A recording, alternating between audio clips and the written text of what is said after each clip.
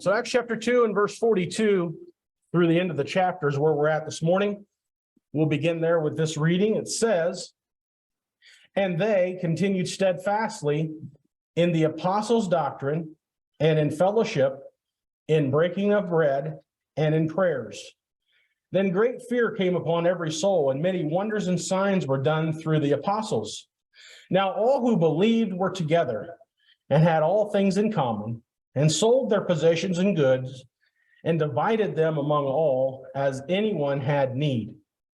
So they continually daily with one accord in the temple, and breaking of bread from house to house, and ate their food with gladness and simplicity of heart, praising God and having favor with all the people. And the Lord added to the church daily those who were being saved." Okay, so chapter 2, verse 42, as we kind of wrapping up this second chapter. And he finishes it out here with these comments. Let me ask a question to you as we think about this before we get into our lesson with this. You suppose it's possible for us today to be what the church was here in Acts chapter 2? That's really kind of our goal, is we're trying to be that church. We're trying to emulate today, 2,000 and some odd years later, almost 2,000 years later anyways, what they were at that time. Many say, no, we can't be that church. There's no way for us to know. And so therefore we have freedom to just do anything we want to do religiously, and we can be and do and say anything we want to as long as it glorifies God. So what do you think? Is that possible for us to be this same church or act just like those folks did? If not, we're in trouble. I think we can. I think we can be that church that he spoke of. And that's the point of what this whole section here is about, is this idea of seeing what the church did and trying to emulate that. Now, said that to say this, that some of this, through what we just read, 42 through 47, applied to them at that particular moment and doesn't necessarily apply, I don't think, to us. And I'll talk about that here more as we go on. But that's something that we have to kind of decipher, is what's for us and what was specifically to them in that particular moment. For an example, I'll give you an example of what I'm speaking about. If you look at verse 45, "And sold their possessions and goods and divided them all." Is your house for sale? They better not. I hope if it's for sale, I hope you're moving somewhere, because it's not for us to give everything we have to the cause of Christ necessarily, as what these folks did. They sold what they had and was starting to distribute it out. Why? Well, Don? Well, looking at verse 42, it shows how devoted the church was at that time. Right. It talks about it mentions 4 different things there that are their spiritual character and so forth. Right. They continued steadfastly. They continued on because they were so moved by what has happened and where they were as far as their relationship with God and Christ is. Right. So all this whole section here, I think the key thing there is the devotion that they have, and we can have that also. Absolutely. Absolutely. But this was a specific situation. In other words, there was a need for that.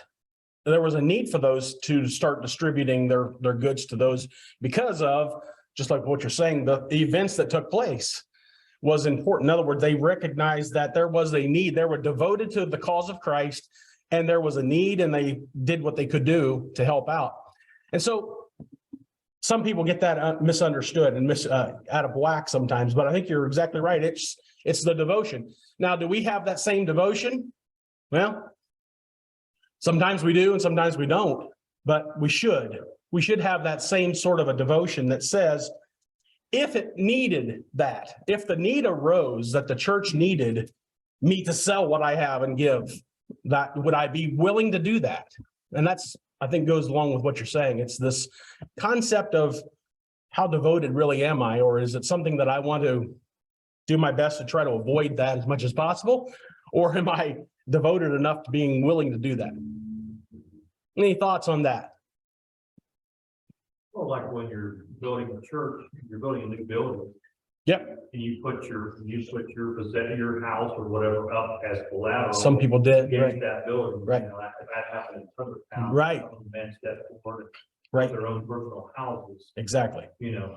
Perfect example of what we're talking about. It's Right. not an everyday thing that we have to do Correct. like they were doing, but needs arise from time to time where we have to step up. And that's a good example of that very thing. Yes, Jared, you're gonna get some exercise, Tim. Say, Yeah. That's good. but the idea that we have is that, you know, we're aiming here to emulate the church in the best way possible. That's right. How they. Yes, that's right. But I think we have to understand that the priorities that we put in place at this particular time is what we need to strive for. It's putting in the proper mindset Yeah. of, you know, what possessions are Right. in our life, how important they are. to us. Exactly. And then realizing that in the grand scheme of God's plan, what we need to do to detach ourselves from the worldly possession. Yeah, That's what they're speaking of here. That's what Sure. they're showing here, because this is a Bible church. I mean, it says the title that if you would read, it would be that, you know, this is the church growing. What did it need to do? all right. We're to emulate that in the closest manner possible. So we definitely have to put ourselves in their shoes. Absolutely. How would we do? How would we do with that? Would we be willing to do that? Or like what you're saying, would we be on? That's what I was saying when I first started was we're trying to emulate this church. As you said, and you're exactly right. But you can preach it. Right. And then it's our individual responsibilities to follow through Exactly. with where we need to be. That's right. It's all of an individual choice. That's right. Absolutely right. Any other thoughts on that? Yes, sir, Don. Well, just one other thing.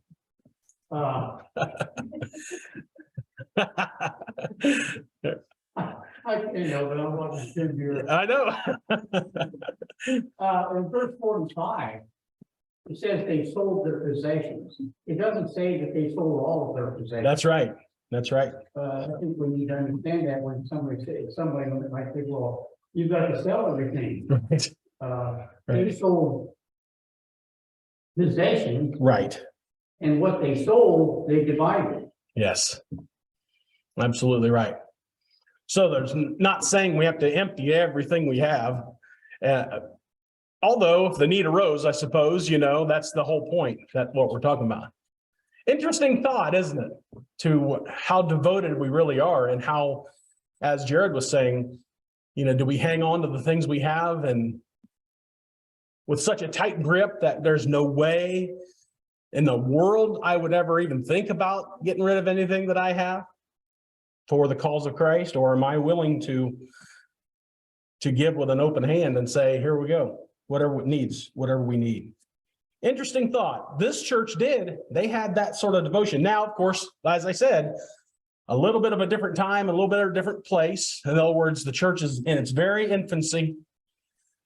We have probably millions of people gathered here at this location, at least hundreds of thousands probably, that are staying here longer than what they expected to.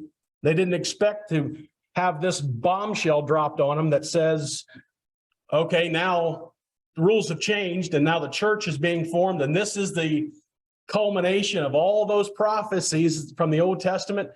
And so this had to have been earth-shattering news to these folks to say, wow, this is it.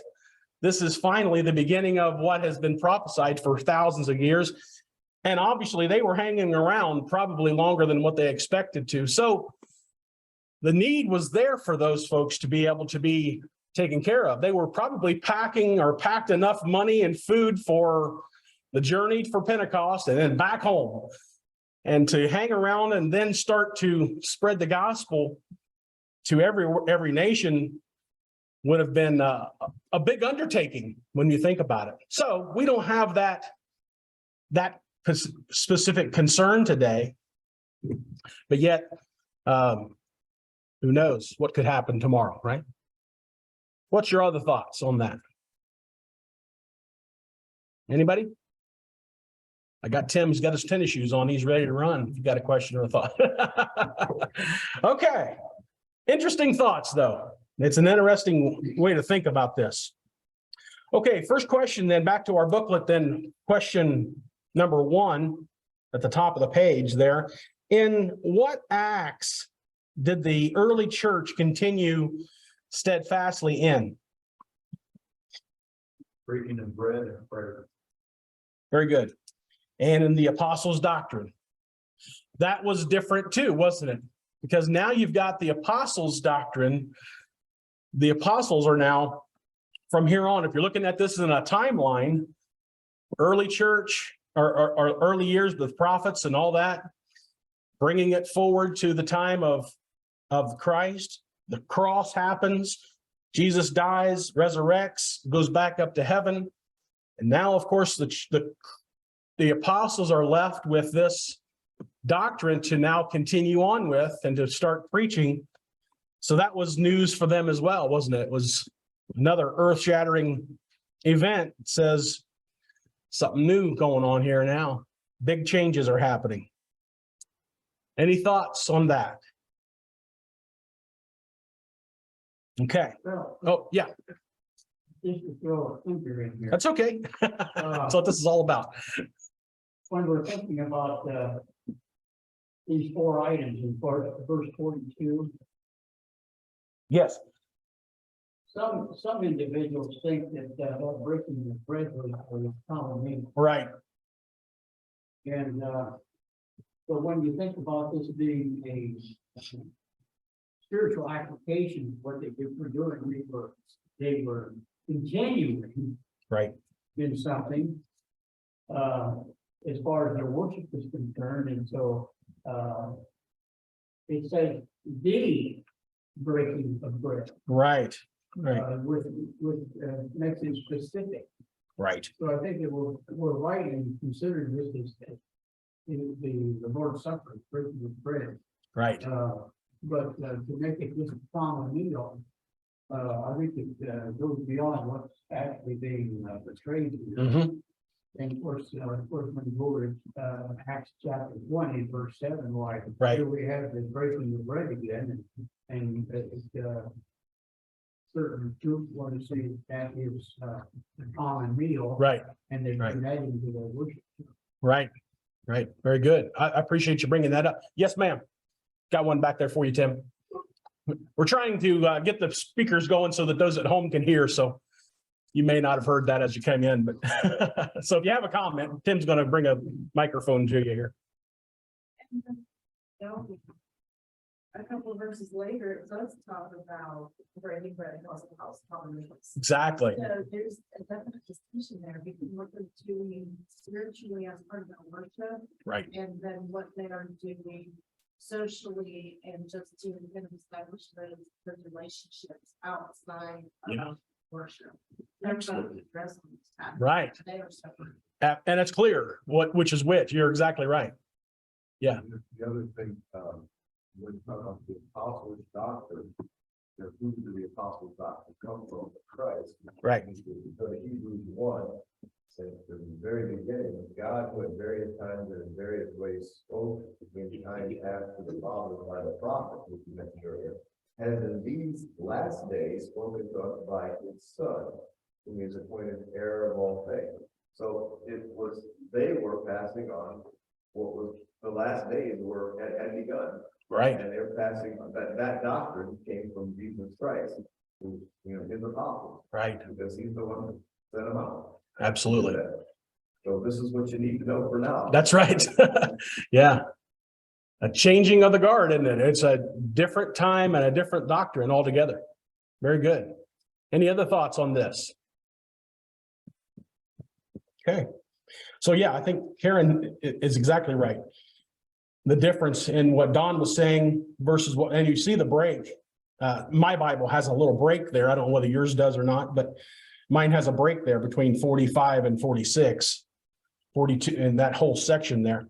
So it certainly is a changing of the thought there. And we'll talk about that here in just a moment, but I wanted to address 46 and especially 46 here, but we'll look at this next question here. Question number 2, how did the residents of Jerusalem react to the church? That kind of goes with what we're talking about here in 46 and 47. How did the people there react to this new church? Favorably. Very favorably, absolutely. And the Yeah. church being added, I mean. Yeah. Daily, so I mean, you've got a positive impact with everything that's going on. Right. Very good. Dee, do you have a thought? Well, I was thinking that they saw a need for people to be helped that was lingering in Jerusalem too. Right.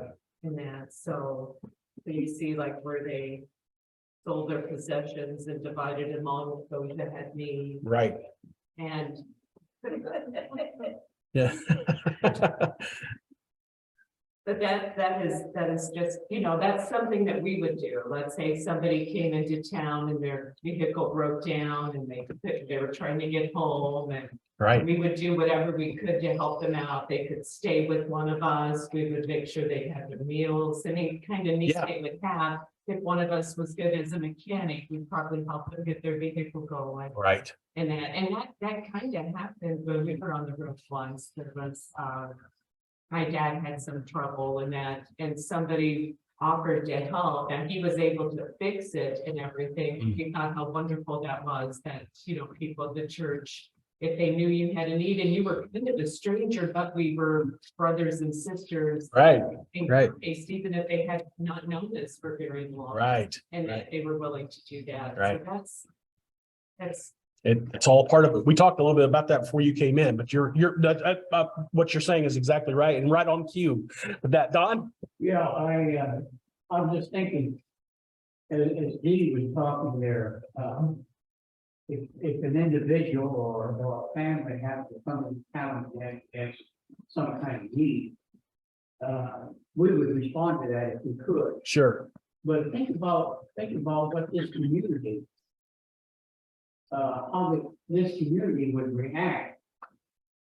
If, for instance, there were 100, 200, 300 people that came into town and they needed help, and this church responded to that, Mm-hmm. how do you think that the community would look at us? Yeah. And I think that's what happened here in Jerusalem. The people saw what was happening. Right. Wow. Right. What kind of a group is this? So, Absolutely right. Absolutely. Other thoughts on that?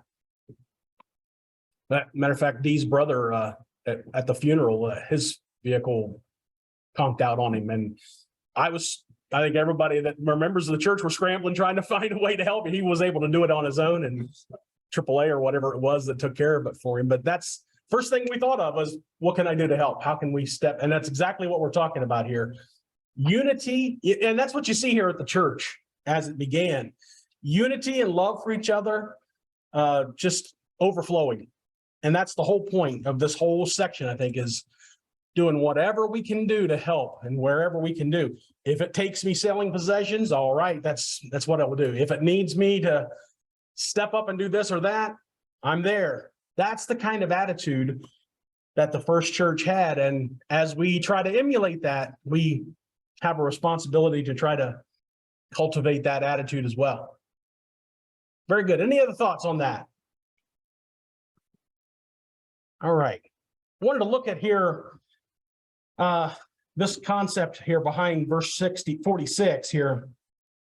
So continuing daily with one accord in the temple and the breaking of bread from house to house. I think Karen may have mentioned it, but I think it's an important point to think about is, how are we today fulfilling this obligation as well? Are we willing to do that? Are we willing to meet together, maybe even daily together, and to eat our food, this is our common meals here, verse 46, together with simplicity of heart and gladness. In other words, this was, you can just feel the unity coming out in these things.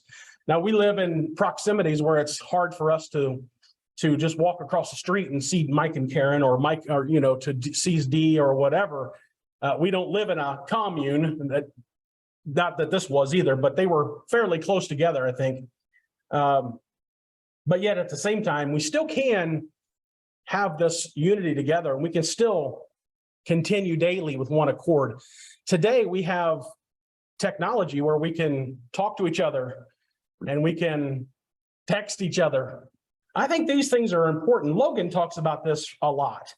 And of course, he goes a little bit to extreme, I think, with some of this, with some of his thinkings, but as we all know, but some of what he's saying is right, that this continuing daily with one accord in the temple and with breaking the bread from house to house is a concept that is something that we should probably grasp. It's not so much that I shouldn't see you, but only on Sundays. I should see you more often, or at least be interacting with you more often than just the 2 hours that we have here a week. And I think this is exactly what he's talking about here. Verse 46 and verse 47. These people were together and they were united and they were doing stuff together. They were together eating meals. They were together doing things together, growing together, learning together. Instead of shaking your hand and doing one of these as we pass by for 2 hours on Sunday, this was a united group that were together and were unified. Jared just has a thought. Tim? Let's go, Tim. Come on, a little faster. No. It is something that the pandemic has kind of done. Yeah, Like, we can be happy with the technology that sure. we have to be able to reach people. Normally we could, Right. but I do believe that there was a time where, we would get together more often. Mhm. There was multiple times a week that we would come into this building, or Right. we would go over and have a potluck once a month. Or Sure. something like that. Sure. And so I do believe that in the modern age, sometimes we use technology as a crutch. Yeah. And I think that's something that we need to, I don't want to turn away from the technology, but I think it's something that we need to kind of guard against. Mhm. Because I know that when I was working 12-hour days, the idea of me getting in here on a Sunday was very, very hard. Sure. And so to have that access, when I couldn't have it before, the fact that, you can put it on YouTube now. Yeah. And Yeah. so things that I miss, I can have and Sure. go back to, Right. is very important. Yeah. But there is a concern that we lose it in the modern age Sure. by not assembling the way that we have traditionally done Yeah. for hundreds of years. Right. Good thought. Karen has something, Mike, Tim. Tim, you know who you are. I'm trying to figure out, like Jared said, I need to think through what I want to say, but what I'm thinking in my mind is that we also have to be really intentional about that, and it's not just the whole church gatherings and potlucks and all that, those Yeah. things too, but something that I have noticed in my kids that I've really, been impressed with their friend group. Dominic had friends come from Indiana to the senior night, and Youngstown to the senior night of football. Right. And then we went out there when that whole year round thing happened. He went out to see his friend who had just moved to Texas and was home on break, and they were going to another friend's basketball game in the church. Right. Like, they are very intentional. Yeah. Christy goes to see her friend in. Yeah. I don't remember, much for every other one. Right.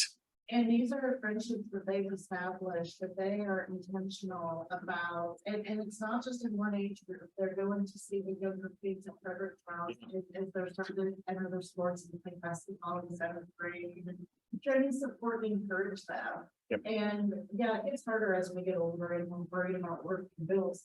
Right.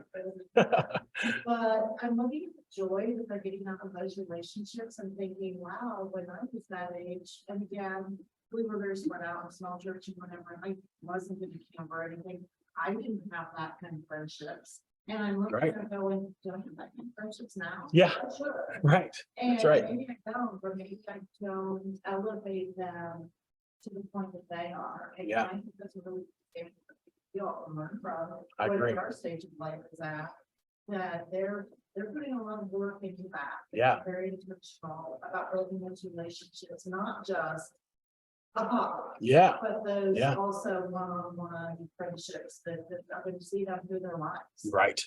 Absolutely right. Mike. A lot of times, there's like a lot of informal things we can do. Yeah. And it's not necessarily with everybody because it's not convenient, but you know, Right. get together with another member of the church or another family. Sure. Here and there and do things you like, maybe, going to sports again, watching Yeah. football. Yeah, right. Or Right. maybe get together and just, have a game night or whatever, like. Local. Right. You're kind of interacting. Absolutely. Your brothers and sisters in Christ, and you don't necessarily do that with other people. You can, but I mean, but it's even more than form those bonds with, other Christians, because you can freely talk about, spiritual things without offending each other. Absolutely. Things and, and talking, get to give a little bit of idea what you want like a little bit more. Yep. Where you can form these connections outside just saying hi and shaking hands. Oh, how you doing? Oh, right. Yeah, fine. Okay, see you next week. Exactly. Exactly right. Appreciate your thoughts. Jared has another thought, Tim. We're gonna give him his own microphone, was what we're gonna do. When we look at verse 46, and it's kind of an understanding is, what does simplicity of heart actually mean to us? Yeah. When we look at that, I mean, we're pulling our distractions away from us. We're with like-minded people, and we're finding happiness and gladness and edification with each other. Mhm. And so, to find that simplicity of heart to take the worldly distractions away and to figure out what's truly important for not only our physical well-being, but our spiritual well-being as well. And so, thinking to the moving forward, that's something that, we should strive to do, is kind of make sure that we're in the right mindset, that we're receptive to the friendships that we've built here. Yeah. A lot of times, and I'm very guilty of this because I'm kind of a solitary kind of person. Right. Don't do well. People trying to get a hold of me and things like that. Right. I'm not that kind of guy. I get it. Introvert that way. Yep, I get it. But I have a feeling that it was. And people have tried to I know, Darren, you have. Yeah. But a lot of times you're just not gonna. Right. I figured that out. It happens, but Yeah. if you wouldn't be doing that. That interaction is still kind of important to me. Yeah. So, Yeah. I fully engage in it. Right. Like if you weren't doing it, I would be. You'd wonder why I wasn't. I wouldn't be offended, and I wouldn't know how to talk to you. There you go. So I get it. I'm glad that we know each other. well. Yeah. Yeah. We're in that situation. We understand each other. Right. And that's only from being together. And Yeah. knowing when we. Being my brother. That's right. Absolutely right. Good thoughts, good comments. As you were talking, I looked up a different version of verse 46 there, and that simplicity of heart. This version, take it for what it's worth, says that the simplicity of heart is with a generous heart. This version uses. I don't know what other versions might use, maybe a different translation on that, but I think it goes to this idea of oneness, unity, and hey, I got 2 of these. Do you want one? That's sort of a communion or community atmosphere with, hey, come over and I've got extra chili. Do you want a bowl of chili? In other words, that sort of a atmosphere within how they interacted with each other. And I think it goes to what you're saying. Anybody else? D. I think that, You got him on the job, right? Go ahead. I'm sorry. when, down at Perrysville, the farmhouse, the 5 day was rented to Brian and Peggy Posner that were preaching their Marysville. Right. I remember that. It was a constant, sharing and simplicity part Yeah. there that, you know, that we would be eating our meals together and doing stuff together. And Yep. if one had some leftovers, or we would just be like, it's time to eat, and we'd be like, well, I've got this, I've got that. Yeah. And that kind of happened during the pandemic with Gloria, but. Yep. We probably ate together almost every night, and it wasn't planned, it was just happenstance. Yeah. Yeah. That grew to us being together, and I'm sure a lot of families did that. Yep. It grew to us having family dinners and having that we continue with because we enjoyed it so much. Yeah. It became a part of who you are. Yeah. You know, and if you get that chance to start a pattern like that, it becomes a really good, it's really Absolutely. really fun to not make it like a big deal. We're not going for a fancy feast or whatever. Sure. I have a friend in Canada, she would get the teenagers together kind of impromptu, and she said sometimes it was just popcorn and Kool-Aid. Right. And that, you know, Right. it wasn't a fancy feast, but they were having a good time because they had games. Yeah. and could do things together and visit and things like that, that really keeps people in touch. Yeah. And then so. Yeah. Great. Great. Did you have anything other than the fact we get together? Yeah, right. We do the same thing, right? Right. Jared, do you have more? No. Oh, you're scratching. Okay. Very good. Darren, I think it's I have a important. I really comment. do. And exactly what you're saying. It doesn't have to be anything fancy. But this getting together, I honestly, totally honest with you here. I think my generation, Dee's generation, Karen, Mike's generation, that age group, we missed that. In our younger years, we didn't get that. We got the see you next Sunday. You be sure and be here Wednesday. And that's about it. And there was no Tuesday or Friday nights or Saturday nights or this interaction. Now I forced it a little bit with a couple of my buddies from Fredericktown, and we got together a lot. And it did wonders for me. I've expressed that to you before, how the camaraderie we had with those guys, it's invaluable. And I still think about it even today, 30 plus years later. That's what's lacking. And I'm glad that our younger group today, the new generation, is doing more of that. Seth's generation and Mike and Karen's children generation are interacting more like that, and they're traveling if they need to travel, you know, and Seth goes to Dayton area. I don't know what's Beaver Creek, I think it is down there, and they have different things and different young people that they get together with down there. That is great. That's exactly what we're dealing with here. I hope that generation does better than what my generation did regarding that. It looks like they already are way ahead of me in many ways. So important for us to be together like that and unified rather than just the casual, how you doing? Go ahead, Karen. Karen got more for you. And then I'll get right to you, Don. We'll see how good Tim really is here. Yeah, right. What did you want to say? You said that he's going to give them was the part of the generosity. Yeah, yeah. Because in my mind, I always, and maybe it's a little bit about being connected and totally misunderstood, but I still think there's a nice view here. In my mind, the simplicity was that another priority straight. This was hard for them. Yeah, exactly. Priorities so straight. It wasn't tangled up in their mind in terms of what should I do? And maybe I'm making the wrong decision, or what if this happens? They weren't stressed about it. Right. They had their priorities so straight that this was completely, in my mind, the simplicity of heart was always, this was almost easy for them. Absolutely. And because they have their priorities right. And I think sometimes we make things awfully complicated. Yeah, I think you're right. We should have simplicity of heart and be at peace with it. Yeah, absolutely. Yeah, Jared. Well, I mean, maybe go earlier in the first when we talked about solid possession. Yeah, yeah. They put themselves in a position where, you know, there would be anyone who had need, you know, would be taken care of, and that means everybody would.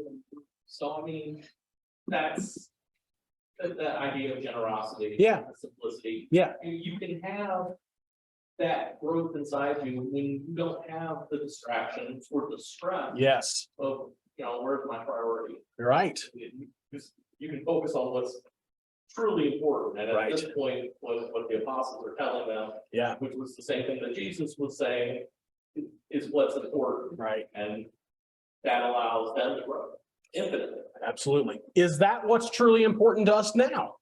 I guess that goes back to what you're saying. In other words, it needs to be. Yeah, yeah, exactly right. Absolutely right. That's the whole point, I think. Don had something up here, Tim. Yeah. Just a short comment. You said, you were talking about your generation. Yes, sir. Yes, sir. And how things, you were told this, do this, Yep. don't do this, Right. don't do that. That's it. And be back next Sunday. Go back to my generation, Yeah. early in my years. Yeah, We did have some activity going on. great. But as time progressed, it seemed to me that the church kind of became lax in those things. Yep. A fast-paced world and concerns that families had and so forth, Sure. they just kind of took away from that. And we forgot. Yeah. Where we were and where we were supposed to be. So I can sympathize with what you were saying. Yeah. As far as your generation is concerned, but I can see where it came from Right. when I was growing up, Yeah. to what it is today. Yeah. Yeah. Very good. I appreciate that. Tim?